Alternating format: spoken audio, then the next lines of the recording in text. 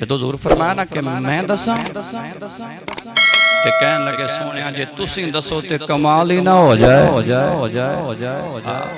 जे तुसी दसो ते कमाल ही ना हो जाए। नबी करीम सल्लल्लाहु अलैहि वसल्लम ने इरशाद फरमाना शुरू किया।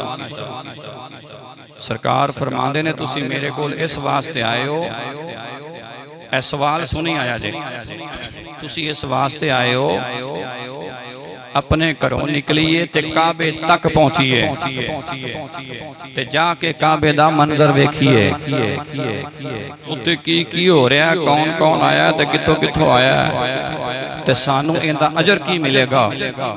एक नंबर सवाल। सवाल नंबर 2 हजूर फरमाया तुसी ये दूसरा सवाल लैके आए हो, अगर असी काबे दा तवाफ करिए सानू सवाब कितना मिलेगा। फिर तुसी ये सवाल लैके आए हो कि उथे जाके तवाफ तो बाद 2 रकातां अगर नफल पढ़िए तो सानू सवाब कितना मिलेगा। हजूर ने फरमाया फिर तुहाडा सवाल ए वे सफा मरवा ते दौड़ लाइए ते नेकी किन्नी को मिलेगी।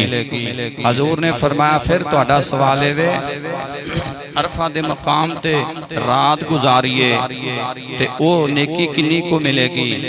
हजूर फरमाते ने फिर तुहाडा सवाल ए वे जमार ते रमी करिए यानी शैताना नु पत्थर मारिए ते उंदा की सवाब है।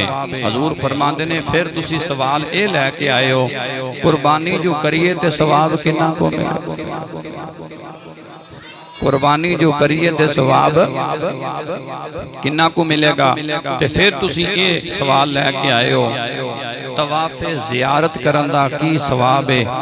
सहाबा दोवें हाथ जोड़ के इंज करके बह गए मदीने दे ताजदारा अल्लाह ने तुहानू सच्चाई दे के घलिया, अल्लाह दी कसम असी सवाल इयो ही लैके आए सां।